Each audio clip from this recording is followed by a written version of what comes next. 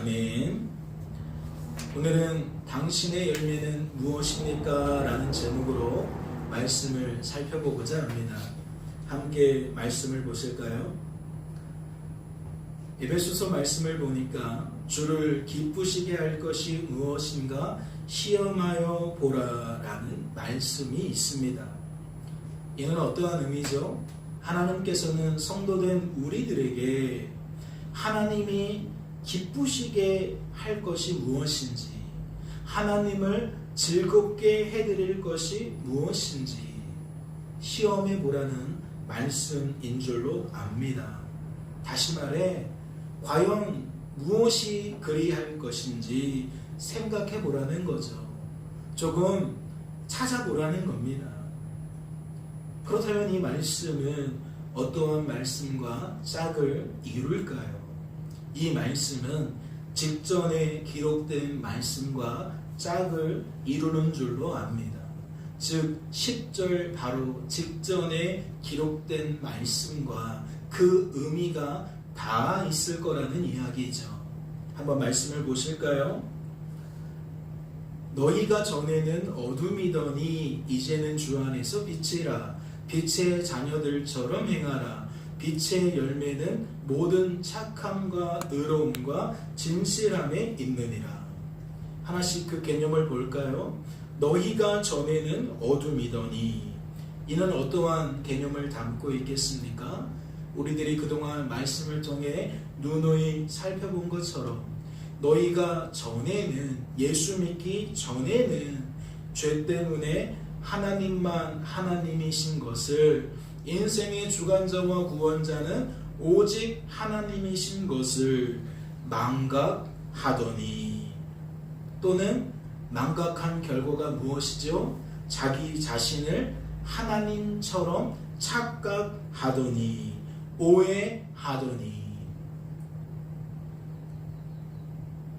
너희가 전에는 죄 때문에, 죄가 가득한 이 세상에 죄된 가치관과 죄된 상식에 붙들려 있더니, 이게 이러한 의미가 될 거예요.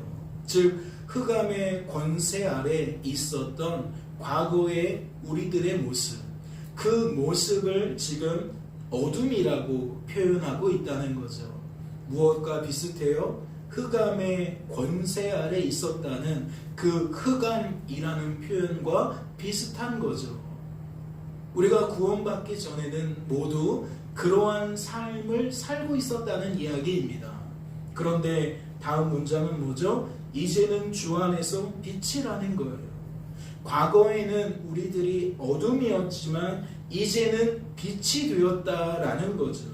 이제는 주님 안에서, 이제는 주님의 십자가 보혈 안에서, 이제는 하나님의 구원 경륜 속에서, 이제는 복음 안에서, 이제는 하나님의 은혜 안에서. 주 안에서라는 의미는 이렇듯 다양한 말씀으로 대체가 가능한 거예요. 같은 의미를 담고 있는 여러 개의 표현이 성경에는 기록되어 있기 때문에 우리는 이제는 주 안에서 빛이 되었다라는 표현을 예수님의 십자가 보혈로 그리 되었다, 성부 성자 하나님의 구원 계획을 통해 그리 되었다, 이거를 다 압축하면 복음 때문에 그리 되었다, 또는 하나님의 은혜 때문에 그리 되었다 라고 말할 수가 있는 거죠. 그러면 가장 두드러진 차이는 무엇일까요? 어둠이었던 사람과 빛이 된 사람의 가장 두드러진 특징은 무엇이겠냐는 거예요. 하나님만 하나님이신 것을, 인생의 주관자와 구원자는 오직 하나님이신 것을 깨닫게 되는 거겠죠. 어둠이었을 때에는 내가 내 인생을 주관하고 구원하는 것처럼 여겼어요. 즉 인생을 내가 사는 것으로 여겼다는 거지요. 그리할 수밖에 없었다는 거예요. 죄가 가득한 이 세상에 그 모든 논리는 그와 같은 것을 지향하고 있기 때문에 한 사람도 다른 생각을 가질 수가 없었다는 거예요. 그런데 어둠이었을 때에는 그랬지만 이제는 주 안에서 빛이 되었기 때문에 이 오해가, 이 착각이 수정된다는 거죠. 아니다. 하나님만 하나님이다. 우리들은 하나님이 될 수 없다. 만약 우리가 우리들의 인생을 주관하고 구원한다면 우리들은 불안해서 못 산다. 두려워서 못 산다. 멸망을 피할 자 하나도 없기 때문에, 죄에 대한 하나님의 심판을 피할 자 한 명도 없기 때문에 우리들은 죄 속에 살아가면 날마다 전전긍긍해하며 불안해하며 두려워하며 그렇게 살아갈 수밖에 없다. 하나님만 하나님이시다. 인생의 주관자와 구원자는 오직 하나님이시다. 이러한 생각과 감정과 의지가 정리되었다라는 것을 의미한다는 거예요. 다시 말하자면 이런 거겠죠. 예전에는 어둠에 사로잡혀 있었지만 이제는 그 어둠에 속한 것들로부터 너희가 자유롭게 되었다.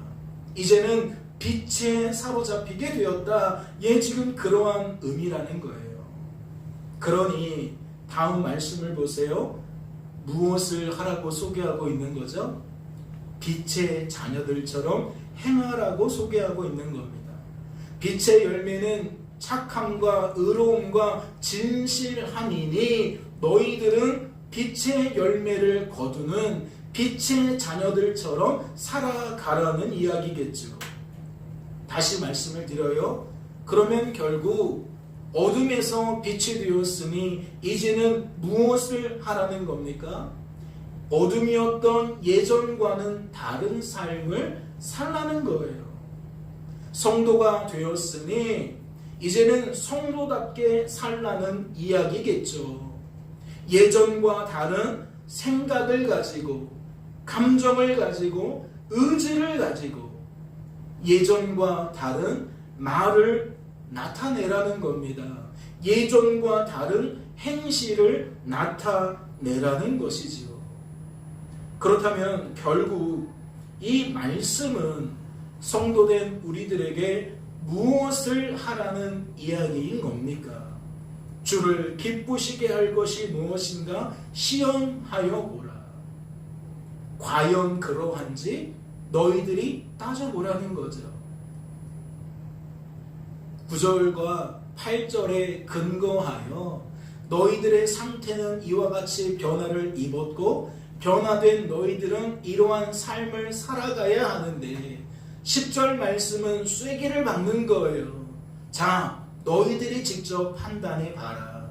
너희들이 너희들의 삶 속에서 과연 성도다운 것이 무엇인지, 성도다운 것이 무엇일지, 성도다운 것이 무엇이어야 하는지 직접 관찰해 봐라. 직접 생각해 봐라. 직접 판단해 봐라. 지금 그러한 이야기를 하고 있다는 거죠. 그렇다면 성도된 우리들은 이 말씀을 과연 어떠한 관점으로 받아들여야 될까요? 지금 이러한 논조의 이야기들을 구원받은 우리들은 어떠한 관점으로 이해해야겠냐는 겁니다. 우리들은 응당 복음의 관점으로 이 말씀을 해석해야 될 줄로 압니다. 성도된 우리들과 함께 하시며 우리를 우리의 죄에서 끊임없이 구원하시는 하나님 때문에 성도된 우리들이 날마다 성도로 보존되는 것으로, 날마다 성도다운 삶을 살게 되는 것으로 우리들은 받아들여야 한다는 것이지요. 다시 말해 하나님 때문에 우리들이 예전과 다른 생각과 감정과 의지 속에서 살게 되는 것으로 여겨야 한다는 것이고, 하나님 때문에 예전과 다른 말과 행실 속에서 우리들이 살게 되는 것으로 받아들여야 한다는 것입니다. 이해가 되십니까? 우리들은 이 10절 말씀에 너희들이 직접 성도다움이 무엇인지 생각해봐라, 판단해봐라 라는 말을 어떻게 받아들여야 한다고요? 복음의 관점으로 받아들여야 한다고요. 하나님 때문에 우리들이 이러한 변화를 경험하며 이러한 변화를 유지할 수 있는 것으로 우리들은 받아들여야 한다는 거죠. 그런데 늘 문제가 있잖아요. 그렇지 않은 경우가 있잖아요. 어떠한 것이 그러합니까? 또다시 죄 때문에 성도가 복음을 망각하게 되었을 때, 또다시 죄 때문에 성도가 복음이 아닌 것을 복음으로 오해하고 착각하게 되었을 때에 과연 우리들이 이 말씀을 그리 받아들이게 되겠냐는 거죠. 복음을 잃어버렸는데, 복음을 오해하고 착각하게 되어졌는데 과연 우리들이 말씀을 복음의 관점으로 해석할 수 있겠냐는 거죠. 예, 그렇지 않을 겁니다. 성도된 우리들이 복음을 망각하면, 율법을 복음으로 오해하고 착각하면 우리들은 결국 어떠한 관점으로 말씀을 바라봅니까? 율법의 관점으로, 복음이 아닌 관점으로 말씀을 받아들이게 됩니다. 이는 무엇을 방증하는 거죠? 우리들이 말씀을 율법의 관점으로 해석한다는 이야기예요. 우리들이 이 말씀을 복음이 아닌 관점으로 우리의 삶 속에 적용한다는 거죠. 예를 들어 가장 두드러지는 특징이 무엇이겠습니까? 이러한 것이 겁니다. 너희는 구원받았으니 이제는 이렇게 해라. 너희는 구원받았으니 이제는 이렇게 해야 한다. 뭘 강조하는 거예요? 당위성을 강조하는 거예요. 이것이 바른 길이다, 옳은 길이다 라는 것을 강조하는 거예요. 그러면 그 선택의 몫은 누구에게 있어요? 나에게 있죠. 그 결정은, 그 판단은 누구에게 있다고요? 우리에게 있다고요. 너희가 구원받기 전에는 이렇게 할 필요가 없다고 여겼겠지만, 이렇게 하고 싶지도 않았겠지만, 이렇게 하고 싶어도 할 수 없었겠지만, 이제는 구원받았지 않느냐? 이제는 달라지지 않았느냐? 너희는 할 수 있다. 너희는 해야 된다. 그러니 너희들은 해봐라. 만약 구원받은 후에도 하지 않는다면 그것은 할 수 있는데도 하지 않는 것이다. 구원받았는데도 하지 않으려 하는 것은 너희들이 진짜 구원을 받은 것이 아닐 수도 있다. 결국 당위성이라는 것은 뭐하게 만들어요? 사람을 주목하게 만들어요. 사람의 판단을, 사람의 선택을, 사람의 결정을, 사람의 말과 사람의 태도를 주목하게 만든다는 거죠. 그래서 딱 한 문장으로 요약 정리하면, 너희는 스스로 너희가 빛의 자녀인지 어둠의 자녀인지 관찰해 보라는, 점검해 보라는 이야기가 되는 겁니다. 그리 여기는 사람에게는 오늘 본문 말씀은 어떠한 역할을 하게 될까요? 율법의 관점으로 말씀을 바라보고 받아들이는 사람에게 있어 오늘 본문 말씀은 과연 어떠한 의미로 그에게 남겠냐는 거예요. 저는 그러한 자신들의 생각을 뒷받침해주고 있다고 여기게 될 거라고 생각합니다. 즉 오늘 본문 말씀은 내 생각이, 내 판단이 옳다라고 여기게 만드는 강력한 근거처럼 그들은 받아들일 거라는 이야기죠. 본문 말씀을 다시 한번 보실까요? 그들의 열매로 그들을 알지니 가시나무에서 포도를 또는 엉겅퀴에서 무화과를 따겠느냐. 이와 같이 좋은 나무마다 아름다운 열매를 맺고 못된 나무가 나쁜 열매를 맺나니 좋은 나무가 나쁜 열매를 맺을 수 없고 못된 나무가 아름다운 열매를 맺을 수 없느니라. 아름다운 열매를 맺지 아니하는 나무마다 찍혀 불에 던져지느니라. 이러므로 그들의 열매로 그들을 알리라. 그러니까 이 본문 말씀을 읽은 사람은 이렇게 나올 거라는 거죠. 봐, 예수님께서도 이렇게 말씀하셨잖아. 그들의 열매로 그들을 안다. 그들의 열매로 그들을 안다. 봐, 이게 무슨 의미겠어? 진짜라면 당연히 진짜다움을 나타내야 돼. 진짜라고 하면서 진짜다움을 나타낼 수 없다면 어떻게 그것을 진짜라고 말할 수 있어? 진짜라면 자신이 진짜라는 것을 진짜다움을 통해 나타내는 거야. 이해가 되시죠?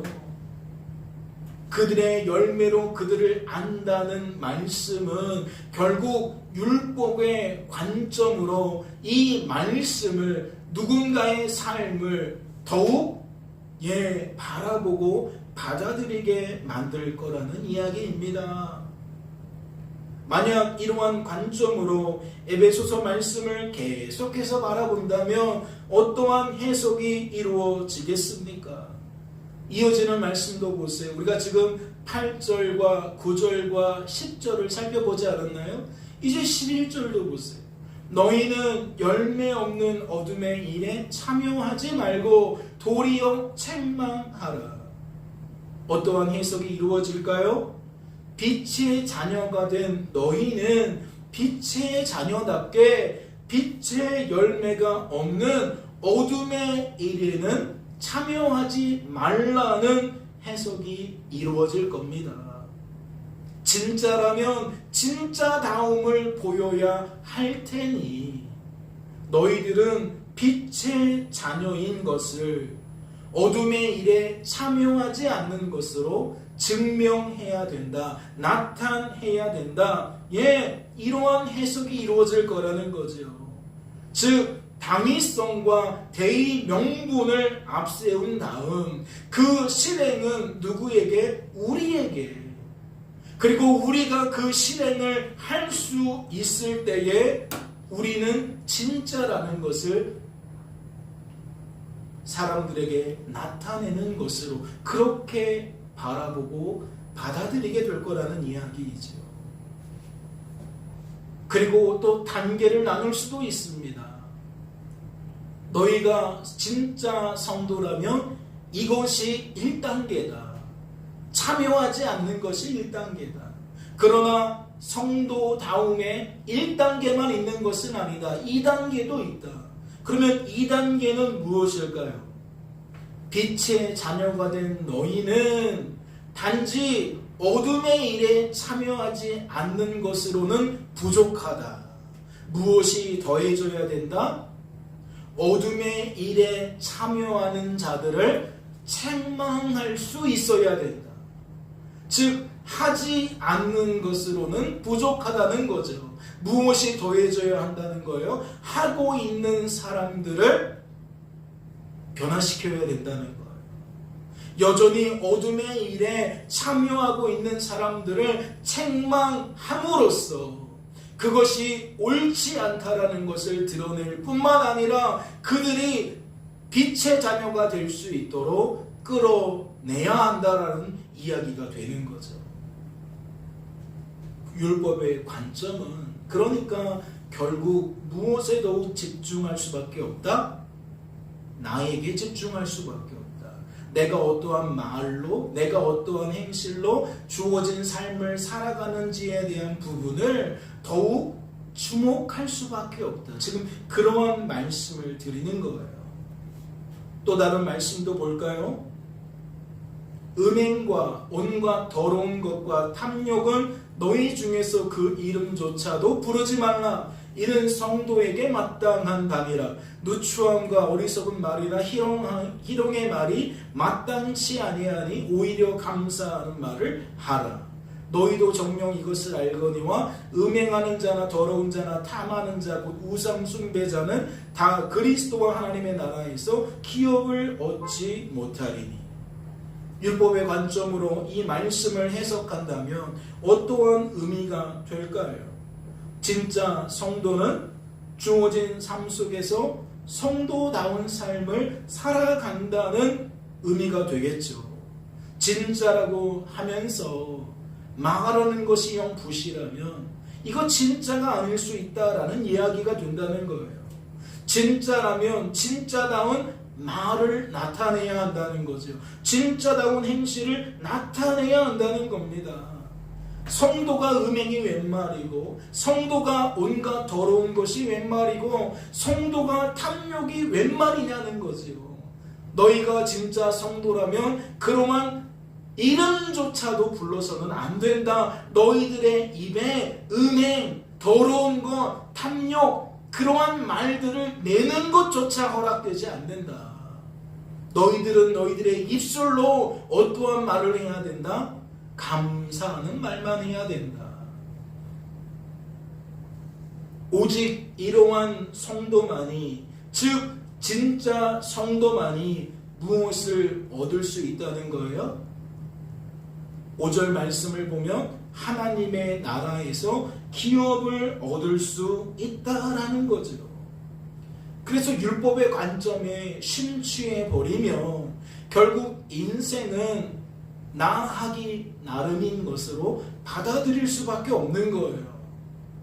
내가 이러한 말을 내면서, 이러한 행동을 내면서 어떻게 내가 진짜라고 할 수 있느냐라는 압박감을 줄 뿐만 아니라, 봐라, 나는 성도라서 이런 말을 낸다. 나는 성도라서 이러한 행동을 하게 된다. 그러니 나는 응당 하나님의 나라에서 기업을 받게 될 것이다 라고 생각하게 된다는 거죠. 이는 무엇을 의미하는 겁니까? 우리가 성도된 것이, 우리가 성도로 보존되는 것이, 우리가 성도다운 삶을 살게 되는 것이 마치 우리에게 주어진 역할인 것처럼, 우리들이 그러한 일에 일조한 것처럼 받아들이도록 만든다는 이야기입니다. 사랑하는 성도 여러분, 그래서 저는 율법의 관점을 주장하는 분들에게 묻지 않을 수가 없어요. 여러분은 정말 이러한 해석이, 이러한 적용이 참되다 여기십니까?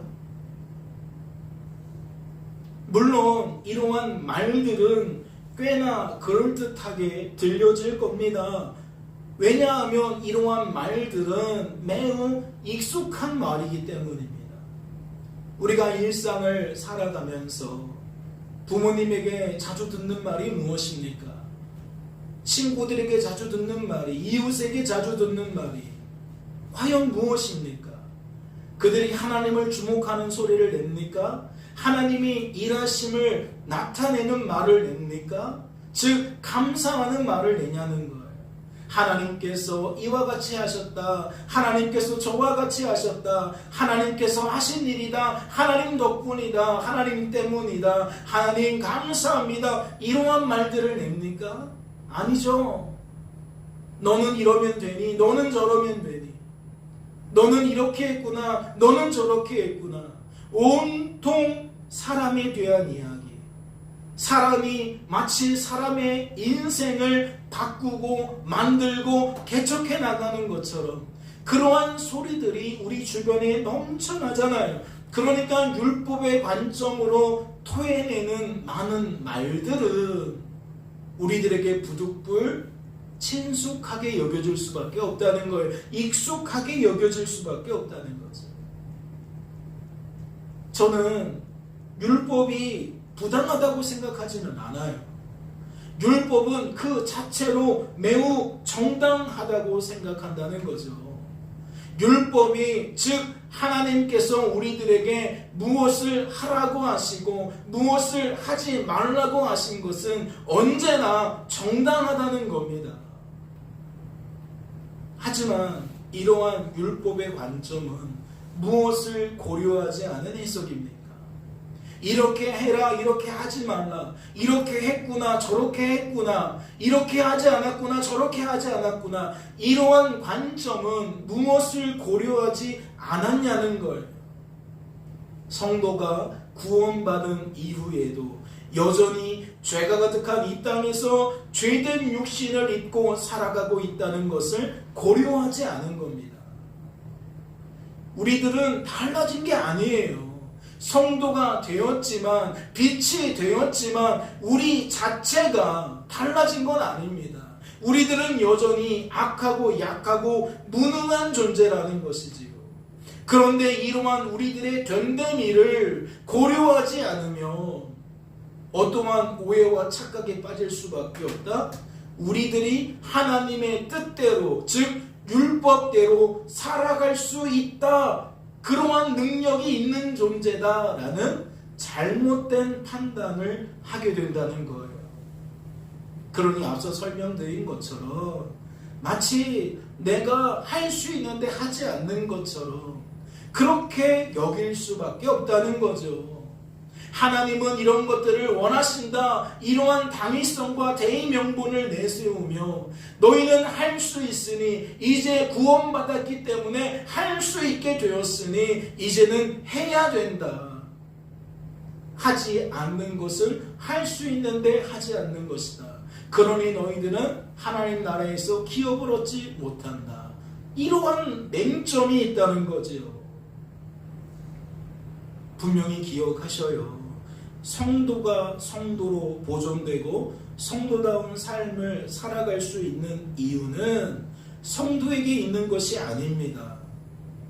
성도가 자격이 없지만 성도로 구별된 것은, 성도가 자격은 없지만 성도로 세워진 것은 오직 하나님 때문이었던 것처럼, 성도가 성도로 보존되는 것도, 성도다운 삶을 살게 되는 것도 오직 하나님 때문인 거예요. 성도 되어지는 것은 전적으로 하나님 때문이고, 이제 성도로 보존되고 성도다운 삶을 살게 되는 것은 우리가 일조하는 게 아니라는 거죠. 우리가 끌고 나아가는 역할이 아니라는 겁니다. 우리의 그 존재됨은 달라진 것이 없으니 오히려 우리는 더욱 그것을 확인하고 또 확인하며 우리의 입술로 무엇하는 거예요? 고백하는 거예요. 그래서 성도의 입술에는 감사의 말이 나와야 된다라고 성경에서 이야기를 하는 겁니다. 나를 성도되게 하신 하나님 감사합니다. 나를 여지껏 성도로 보존해 주시니 감사합니다. 나로 하여금 성도다운 삶을 살게 하시니 감사합니다 라고 하나님께서 하신 일을 하나님께서 하셨다라고 말하는 것이 당연하다는 거죠. 정당하다는 겁니다. 그런데 이것이 뒤틀려 버리면, 나의 나됨을 와전시켜 버리면 전혀 엉뚱한 반응이 나타난다는 거죠. 그렇다면 예수님께서 말씀하신 열매로 그들을 안다는 것은 어떠한 의미를 담고 있는 것일까요? 예수님께서 이렇게 말씀하신 것은 어떠한 의미를 내포하고 있겠냐는 겁니다. 율법의 관점으로 살아가는 사람은 이 말씀을 율법의 관점으로 해석하며 자신들의 생각을 뒷받침하는 소스로 삼고 있는데, 그것은 이미 부당하다라고 말씀을 드렸잖아요. 정당하지 않다고 말씀을 드렸잖아요. 그래서 이제 묻는 겁니다. 과연 예수님은 어떠한 의도를 이유를 가지고 이와 같이 말씀하셨을까? 우리는 이것을 알기 위해 먼저 그 배경이 무엇인지를 살펴보아야 합니다. 말씀을 보세요. 지금 이 말씀은 16절부터 20절까지의 말씀인데 그 배경이라고 할 수 있는 15절 말씀을 보시자고요. 예수님은 열매로 그들을 안다는 그 말을 누구에게 하신 겁니까? 어떠한 대상자를 향해 하신 겁니까? 거짓 선지자들을 삼가라. 양의 옷을 입고 너희에게 나아오나 속에는 노략질하는 일이라. 무엇을 깨닫게 되십니까? 예수님께서 거짓 선지자들을 향해 그와 같이 말씀하셨다라는 것을 깨닫게 되십니까? 그렇다면 묻지 않을 수 없죠. 거짓 선지자란 어떤 사람일까요? 그들은 어떠한 사람들이기에 예수님께서 이와 같이 말씀하셨겠냐는 겁니다. 말씀을 자세히 보면 그들은 어떠한 특징이 있습니까? 겉과 속이 다르다는 것을 알 수 있어요. 즉 그들의 특징이 무엇이냐? 겉과 속이 다르다는 거라는 거죠. 그렇다면 우리는 이 의미를 어떻게 받아들여야 될까요? 이것은 그들의 말과 그들의 행동이 다르다는 이야기일 거예요. 자, 그렇다면 말씀을 한번 확인해 보시죠. 나더러 주여 주여 하는 자마다 다 천국에 들어갈 것이 아니요 다만 하늘에 계신 내 아버지의 뜻대로 행하는 자라야 들어가리라. 그날에 많은 사람이 나더러 이르되 주여 주여 우리가 주의 이름으로 선지자 노릇하며 주의 이름으로 귀신을 쫓아내며 주의 이름으로 많은 권능을 행하지 아니하였나이까 하리니 그때에 내가 그들에게 밝히 말하되 내가 너희를 도무지 알지 못하니 불법을 행하는 자들아 내게서 떠나가라 하리라. 말씀을 통해 무엇을 발견케 되십니까? 우선 거짓 선지자들의 입술에는 무엇이 있습니까? 말씀을 보니까 그들의 입술에는 주님이 있습니다. 그들의 입술에 주님이 있다는 것은 그들의 입에 하나님의 말씀이 있었다는 것을 방증하는 겁니다. 그렇다면 그들의 삶에는 무엇이 있었을까요? 거짓 선지자들의 삶에는 무엇이 있었겠냐는 거예요. 만약 이것이 아부가 맞으려면, 앞뒤가 맞으려면 그들은 입술로는 주님이 있어요. 하나님과 하나님의 말씀이 있어요. 그런데 겉과 속이 다르다는 그 말이 정당성을 부여받으려면 무엇이 증명되어야 합니까? 말은 하나님이고 말은 하나님의 말씀인데 삶은 영 아니어야 합니다. 말은 진짜 성도라고 하는데 삶은 전혀 성도답지 않아야 합니다. 그렇지 않나요? 확인해 보세요. 그날에 많은 사람이 나더러 이르되 주여 주여 우리가 주의 이름으로 선지자 노릇하며 주의 이름으로 귀신을 쫓아내며 주의 이름으로 많은 권능을 행하지 아니하였나이까? 열매가 없나요? 그들의 삶에 하나님의 말씀대로 하나님의 뜻대로의 삶이 없었냐는 거예요. 그렇지 않죠? 말씀을 보니까 있었다는 것을 알 수 있어요. 그들은 말씀대로의 삶이 하나님 뜻대로의 삶이 있었다는 것을 확인할 수 있다는 거죠.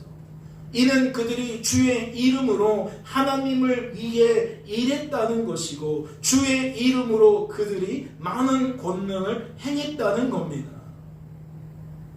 말도 있었지만 무엇도 있어요? 행동도 있었어요. 그들은 겉과 속이 다르지 않았다는 거죠. 그러한 의미로서의 겉과 속은 아니었다는 거예요. 말씀을 보세요. 그런데 어째서 주님은 그러한 그들을 향해 불법을 행하는 자들이라고 이야기를 했을까요? 말만 있는 것이 아니라 행동도 있는데 어째서 주님은 그들을 도무지 알지 못한다라고 말씀하셨겠냐는 겁니다. 여러분은 그 이유가 무엇이라고 생각하시나요? 주님이 말씀하신 겉과 속이 다르다는 것은 과연 무엇을 의미하겠냐는 거죠. 이는 그들이 주님을 위한 삶은 살았는데 주님에 의한 삶은 살지 않았다는 것을 이야기하는 겁니다. 다시 정리해드려요. 그들은 어떠한 삶을 살았다? 주님을 향한 삶을 살았다. 그런데 어떠한 삶을 살지 않았다? 주님을 인한 삶은 살지 않았다.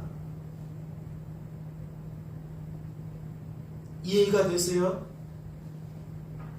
다시 말해 그들은 주어진 삶의 결과를 내가 사는 것으로 여기며 살았다는 거예요. 즉 그들은 율법의 관점으로 내게 주어진 삶과 그 삶의 결과를 바라보고 받아들이며 살았다는 거지. 실제로는 그들이 그리스도께서 사시는 삶을 살았다 할지라도 그들은 어떠한 여김을 가지고 살았다? 이건 내가 사는 삶이라는 여김을 가지고 살았다. 하나님 때문에 기도하게 된 것이고 하나님 때문에 무언가를 하지 않게 된 것인데 정작 본인은 어떠한 생각 속에 산다? 내가 하나님 말씀대로 이렇게 하고 이렇게 하지 않은 것으로 여기며 산다. 이제 조금 더 분명해지시죠? 율법의 관점과 복음의 관점은 하나님께서 하신 일이 하나님께서 하신 일로 여겨지느냐 내가 한 일로 여겨지느냐의 문제인 겁니다. 그런데 이 차이는 무엇 때문에 나타난다? 나라는 존재가 하나님의 뜻대로 살아갈 수 있는 존재라고 여기는 것으로부터 출발된다. 성도가 되었으니 나는 이제 달라졌다는 그 생각으로부터 시작된다.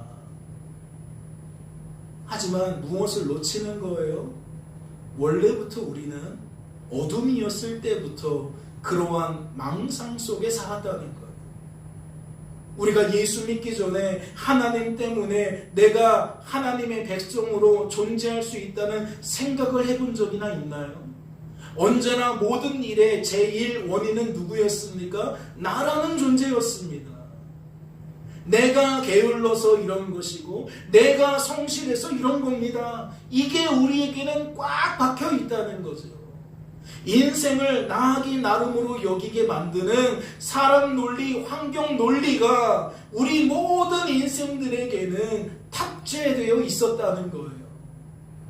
그런데 마치 이것이 새 것이냐, 내가 구원받았으니 이제는 성도답게 살 수 있다, 그러한 능력이 생겼다라고 여기며 인생을 내가 사는 것으로 해석하는 것을 정당하게 여기는 것은 불의하다는 거지요. 옳은 일이 아니라는 겁니다. 예수님은 지금 그것을 지적하고 있는 거예요. 너희가 너희 스스로 하나님의 뜻대로 살아갈 수 있는 존재냐? 너희는 그리할 수 없는 존재다.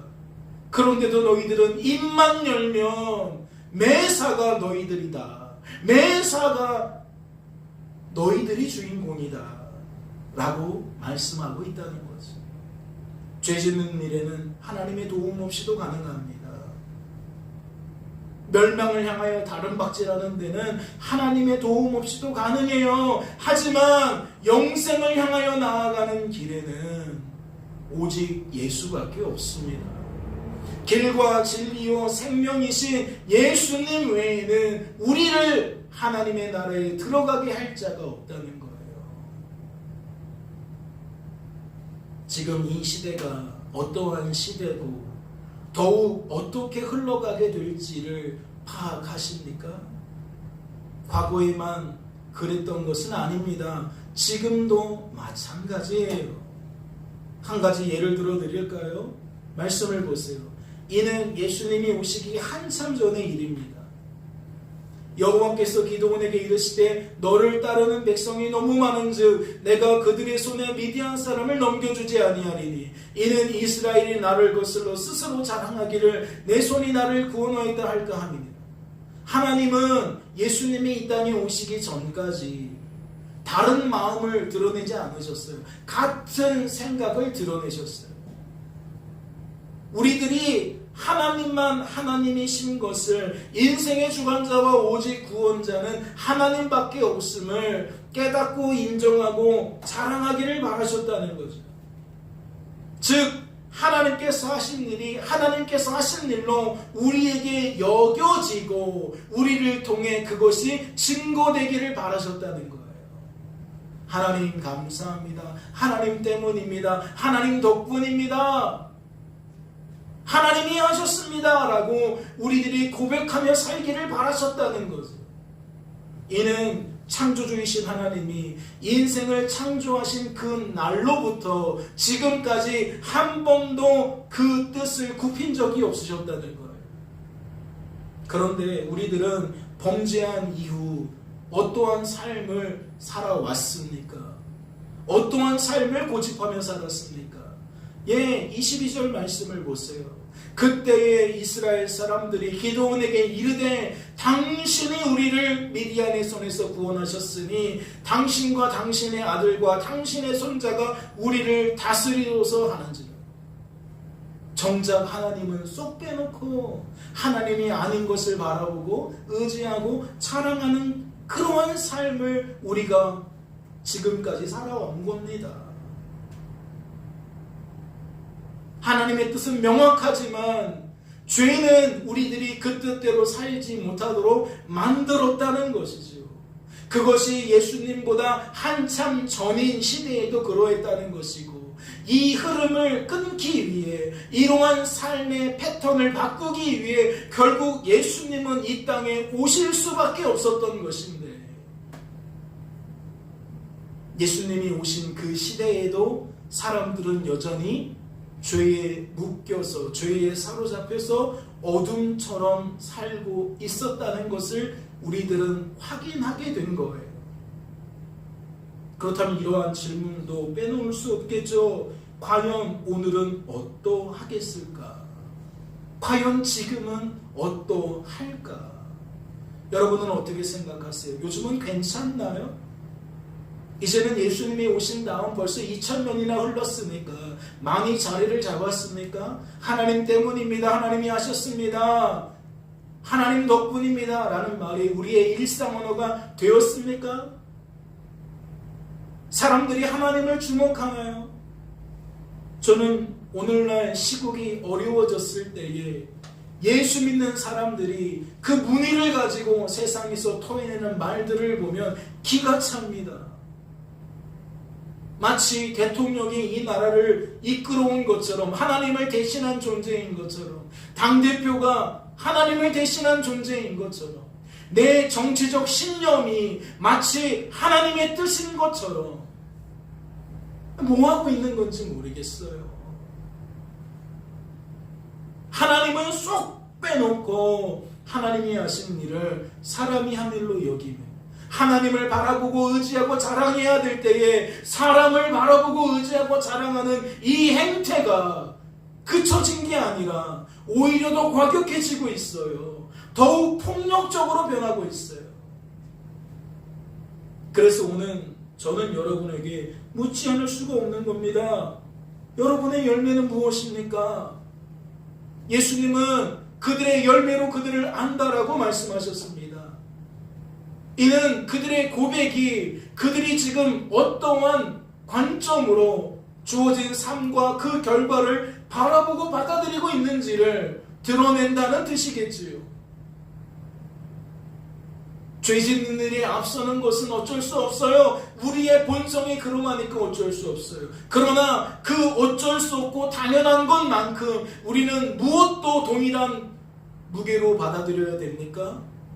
성도된 우리들과 함께 하시는 하나님이 우리를 거저두지 않는다는 것, 우리를 성도로 보존시키고 성도다운 삶을 살게 한다는 것에도 동일한 무게를 적용해야 됩니다.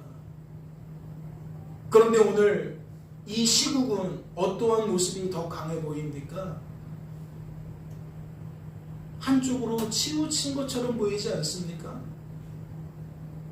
이는 반면교사가 되어야 합니다. 그들의 모습이 혹 내 모습은 아닌지 우리는 우리 자신을 점검해 볼 수 있어야 한다는 거지요. 과연 우리들이 하나님만 하나님이신 것을 드러내고 있는지, 인생의 주관자와 구원자를 오직 하나님으로 여기며 살아가고 있는지, 하나님 때문에 그러한 말과 그러한 삶의 태도를 나타내며 살아가고 있는지, 우리들은 우리 자신을 돌아볼 수 있어야 한다는 것이지. 저는 그렇게 생각합니다. 성도에게 있어 하나님 보시기에 합당한 열매는, 즉 선과 의는 하나님 없이 되어진 것이 하나도 없다. 그러니 우리는 주어진 삶 속에서 우리가 하나님의 뜻대로 살게 되었다면 응당 하나님께서 하신 일로 알고 하나님께 감사하는 것이 정당하다, 마땅하다.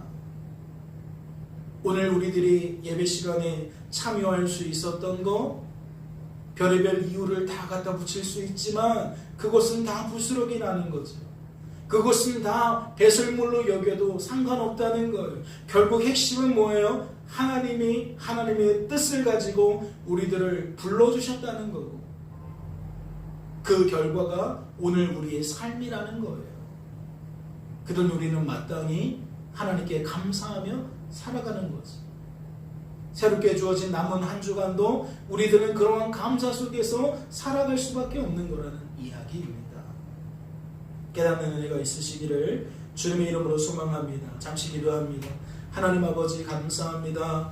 우리의 삶을 친히 주관하시고 구원하시는 하나님 앞에 너무나도 불의하고 불충한 모습으로 살아가는 우리들을 숨길 수가 없습니다. 하나님을 믿노라 하면서, 하나님이 믿어진다 하면서 우리는 스스럼 없이 하나님이 아닌 것을 자랑할 때가 많습니다. 하나님이 아닌 것에 몰두할 때가 많습니다. 우리의 열매가 무엇인지 점검하게 하시고 우리의 그릇된 열매가 우리 안에서 제거되게 하시니 감사합니다. 그릇된 생각과 감정과 의지를 수정시켜 주시니 감사합니다.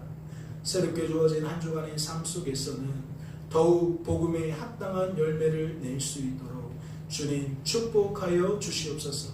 주께서 우리를 붙들어 주실 줄로 믿고 감사드리며 이 모든 말씀 우리를 죄에서 구원하신 예수님의 이름으로 기도하옵나이다. 아멘.